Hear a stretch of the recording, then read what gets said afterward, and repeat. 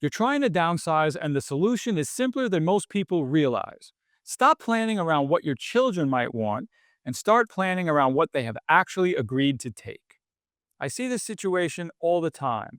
A husband and a wife call me to look at their house. They're moving from a large Long Island home to a condo in Florida. The move is exciting. The sorting process is definitely not. I'm Adam with Antique Help.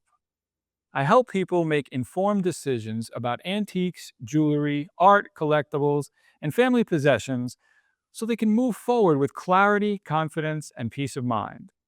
If you spent decades filling a home and now need to decide what stays, what goes, and what really has value, this video is for you. Here's the problem. The basement is full. The attic is full. The garage is full. 3 children moved out years ago and left plenty behind. Their boxes nobody has opened in a decade. Their holiday decorations, old furniture, college belongings, sports equipment. Then there are things mom and dad carefully saved because they assumed one day they would stay in the family. Things like the sterling flatware, the break front, the china, the Waterford crystal, the Hummels, the Royal Doulton figures, the extra dining set, and so much more. The problem arrives when the children are finally asked a simple question. Do you want this? The answer is often much smaller than expected. Here's the common misunderstanding. One of the biggest assumptions I encounter is that the children will eventually want what their parents valued.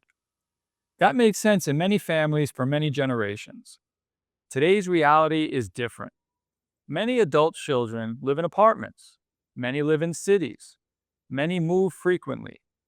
Many already have homes furnished in a style they prefer. Even when they love the family history, they may just not have room for the objects themselves. That can be painful to hear. It is also important information.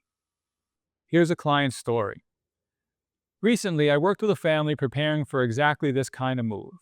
Beautiful suburban home, decades of accumulation, wonderful people. Good memories attached to nearly every room. They expected their children would take a meaningful portion of the contents.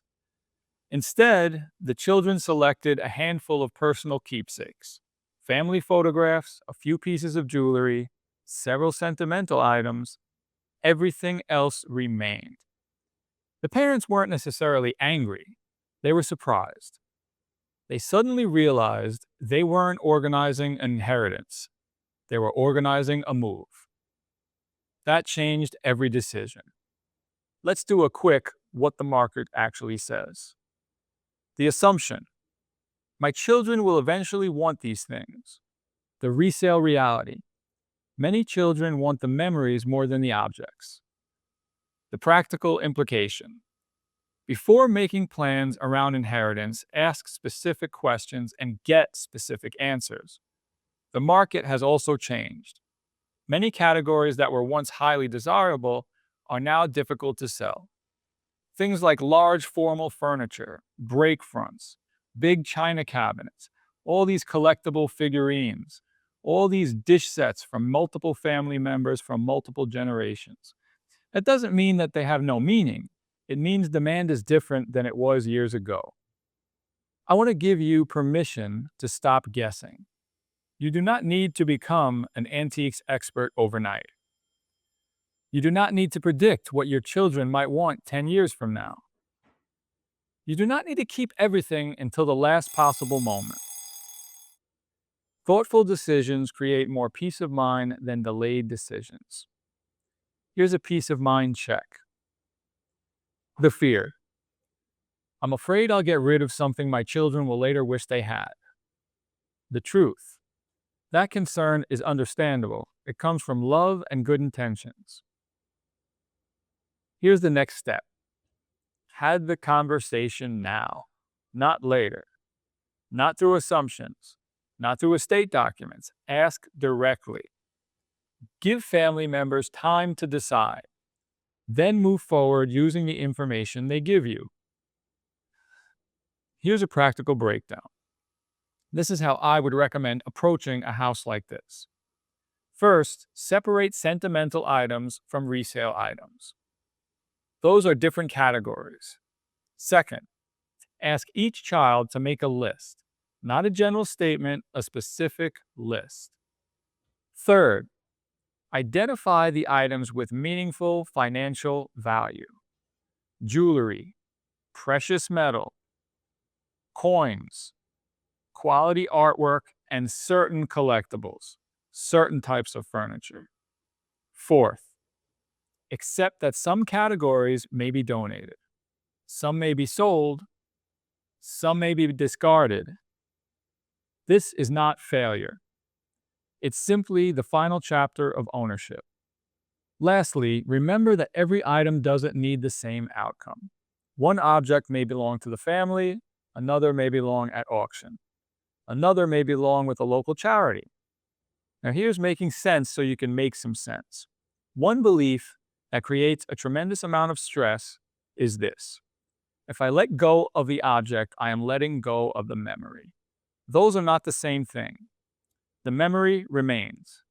The family story remains. The photographs remain. And the meanings remain. Understanding that distinction helps people make decisions with much less guilt. That's what Antique Help is all about, making sense so you can make some sense. Here's your action step for the next 24 hours. Ask each child to identify 5 items they genuinely want and are willing to take possession of within this next year. 5, not 50, 5. You'll learn more from that conversation than from months of guessing. I'd love to hear from you. Have you had this conversation with your children? What surprised you the most? Leave a comment below. And if you're dealing with downsizing, estate decision, antiques, collectibles, or family heirlooms, subscribe to Antique Help. Then watch my next video about what categories still sell and which one often disappoints families.